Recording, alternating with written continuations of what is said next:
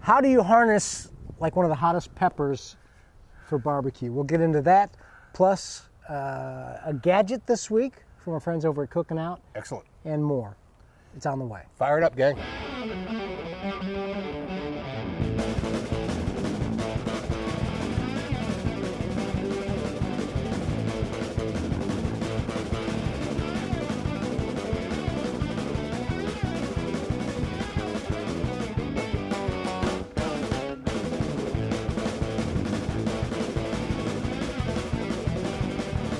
From the birthplace of American barbecue, here in the low country of South Carolina, actually Mount Pleasant to be specific. Woohoo, here we are. It's Outdoors great TV. again. Bill West, Jack Waybor, 3-time South Carolina state champion.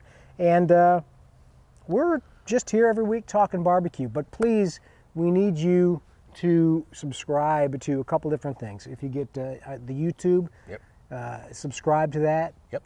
Give us a thumbs up somewhere, rate us, Yep. make a comment on YouTube, and make We're sure in. you subscribe. That's the only way that we grow. And if you don't subscribe, we can't imbibe. Luckily, we had a subscriber. We're imbibing. So We're doing like the Palmetto Bowcat Hop Harvest IPA today. I picked this up at the grocery store because it was, first of all, Palmetto is a local beer, Bill, and you know that already. It's one of your favorite breweries here in town. And the Bowcat is, proceeds go to supporting the Charleston SPCA. I'll get it. So, we brew this seasonal IPA to celebrate the fall hop harvest. It being spring, we're Well, all it in. works for me. Using friendly Pick Centennial, Simcoe, and Cascade wet hops. Cheers. Thanks Let's to the get Palmetto Brewery gang. right to our letter this week. They write, Bruce Lane writes, in your opinion, what do you think are the best grates? Porcelain enamel, stainless steel, cast iron? Well, if I was going to have to choose one, I would choose cast iron grates only because cast iron will hold up for a long period of time. However, they're difficult to maintain. You have to keep them oiled, have to keep them, keep them out of the weather. Seasoned, basically, right? Seasoned, yeah. And you have to take care of cast iron, especially on an outdoor grill, because you're going to be introducing a lot of salts and vinegars and stuff like that, and that's going to be messing up your seasoning regularly. So you have to keep up with that. So I would probably choose after that. Would choose porcelain. Porcelain is always good to, the coatings come off and they're easy to clean and easy to keep up with. And then stainless steel in there somewhere along the way. Stainless steel is a good heat conductor. Takes good care of your. It's not going to rust. Take good care of your meat that way, but probably fairly expensive, I wouldn't doubt. Stainless steel gets up there in the price range. What's my other choice? I think that was it. Stainless steel. Does anybody do the non-stick? What's that called? Like on a frying pan, where it's the non-stick Teflon? spray, Teflon. No, I imagine they probably do. I can't recollect ever seeing anything Because Teflon that in grill grates. is cleaning the grill is probably the most unpleasant part of the whole. Yeah, you have to keep up with your outdoor cooking implements. That's I for sure. did like some really sticky kind of chicken last night, and it was What a what mess. a pain. Huh? All right, and in fact, Was it good? Bruce, it was awesome. Bruce suggests maybe doing an episode on how to care for your grills, Oh, nice. which is not a bad idea. So we'll take that into consideration. Great. Thanks very much, Bruce. I think we will do a next episode. Let's let it get a little warmer and let the sun stay up a little bit longer, and we'll go ahead and get a grill out and do it up. A couple weeks ago, you Sounds did good. your barbecue Pitmasters, South Carolina Pitmasters cooking school, Yep. and take a look at this picture you have of this box of ribs. Yep. Is this what you'd call competition? Yeah, this is we display or build competition boxes for the students to see. We do a couple of different kinds. This is a KCBS box that my friend Charles Fretwell built. Nice. Charles is with BS Pitmeisters, and he builds a tremendous box. And what a beauty that is right there, huh? That's kind of one of the little things you learn how to do is actually how to construct the box and. Yeah, appearance is a score, and it's the first score that you get when judging goes on, and you want to make sure that you put that particular score in the bank first as best as you can. You don't want to be catching up. You want to be ahead. You don't want to be trying to play catch up with the rest of the gang out there. So we show presentation and spend a little bit of time on it. Friday at Carolina Pitmasters is all about meat prep, and Friday night's all about cooking. But Saturday at Carolina Pitmasters is all about judging and getting ready for it, what you have to do, and so on and so forth. It's a great time. Send us great plates, either at love 'em. greattv.com, real easy to upload, or That's even right. on Facebook. We'll pop those up there too, Yeah. and share them all over the We place. will share them wherever we can. Let's get to, we got a gadget over there. Where'd it go? Let's do the, here we go. The box of, thanks by the way to Cooking Out that delivered My us. buddy Tim at Cooking Out. We actually have a bunch of different things to choose from. This is the wireless barbecue thermometer set, the new Maverick. I was lucky enough, Mary, I was talking to Tim about the new wireless. I was looking at it, and I told him that, he said, you really need one of those, Jack. And of course I do need one, and decided that it was something that I really didn't really need, because, you know, Mary keeps pretty good track of me when it comes down to buying these gadgets and gizmos that I got. And I walked away, and she kind of snuck up behind me and bought that as a surprise. And, Oh, that's nice. What a nice little gift. Monitor your barbecue up to 300 feet away. I mean, I noticed a lot of people doing the wireless. Yeah, and that's the difference between that and the regular ET73. The ET73 regular one is 100 feet. This goes to 300 feet, and it's got some better upgrades on it. If you use a Maverick, you know that the switch on one of the units is on the inside, and they took the switches out and put them on the outside, and the digital little switches that you throw are a little bit better, and it's just a little bit more upgraded unit. So if you've got a whole shoulder in, you can have that probe in the meat. You can be back in the trailer. That's watching the game. That's right.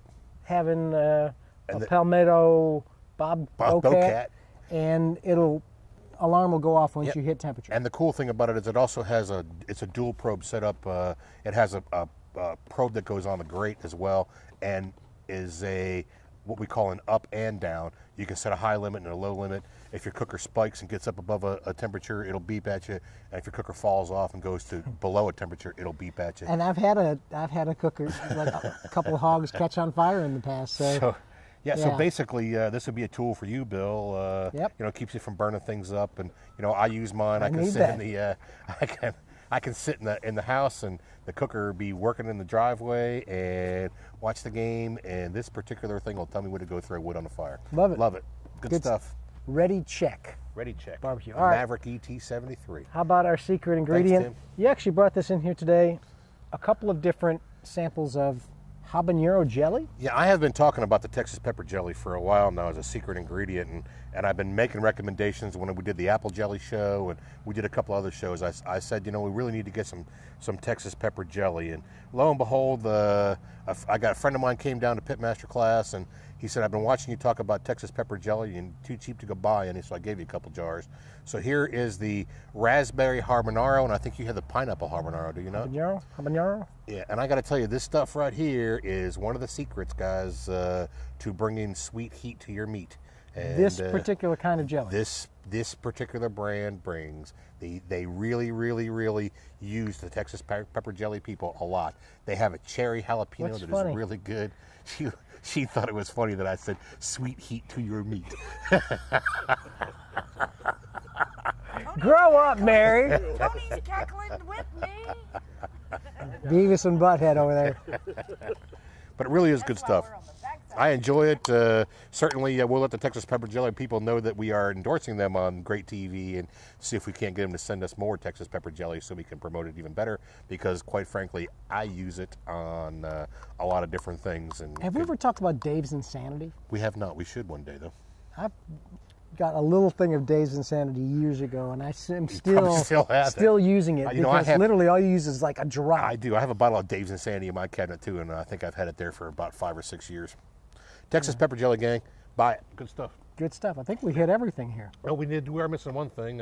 Tony said he went into the store the other day after we talked about the Traeger show, and went into a place called Coastal Firearms here in Charleston at 1161 Canoy Road, and lo and behold, here he finds all the stuff for Traegers. So if you're looking local for a Traeger supplier, Coastal Firearms here in town sells Traegers. Traegers is the auger system. With Terry the pellets that we Bradshaw talked has about. an endorsement deal with Traeger? It seems like he does, and I don't know why Terry Bradshaw would get an endorsement deal over us, Bill, but I guess, you know, being a Super Bowl quarterback and all that, he probably has more pull. And with Traeger does the spices Traeger too. people. So, Yeah, we don't have any, not by design, we don't have any sponsors, No, but But Maybe Terry so we Bradshaw just talk about sponsors. cool things, and Traeger is definitely a cool thing. Yeah, we enjoy Traeger. Traeger sent me a nice letter after we did the show and told me anytime when I decided to buy a Traeger, certainly it was something that we were looking at or something he wanted to get together with me. Now, I got to say that I said some things about the smoke in a Traeger that wasn't wasn't really flattering, and I got a lot of mail back about the disagreements. Well, you were of Traeger saying pellets. You weren't sure it made that much smoke. That much smoke. And I got a lot of feedback from the fellows on out there on Great TV Land, and tell me that they disagreed. And certainly, I would like to cook on a Traeger. So if anybody has an extra Traeger laying around in the driveway or in the garage that they'd want to get rid of, and allow me to experiment with a Traeger grill, I would certainly love to have one, and I would certainly love to get a blazing endorsement going for the Traeger people. I think they're cool. There you go. So Traeger. All right, that's it for this week. Great plates. Email, we love to get them any time of the day. GRATETV.com. It's right down there. Yeah, make sure you go to Jack at Great TV. Ask me a question. I'll be tell you no lies. Make sure you get to Bill at GreatTV.com. If nothing else, because we are in different lands. Bill lives over here in Mount Pleasant, the birthplace of South Carolina barbecue, and I live in Somerville, the bedroom community of Charleston. Sometimes we don't communicate well, so carbon copy Bill at GreatTV.com if you go straight to me. And with that said, I'm going to finish this here while we always remember, gang, think global, buy local, stay sustainable, and for goodness sakes, every chance you get, hug your mama. Terry Bradshaw.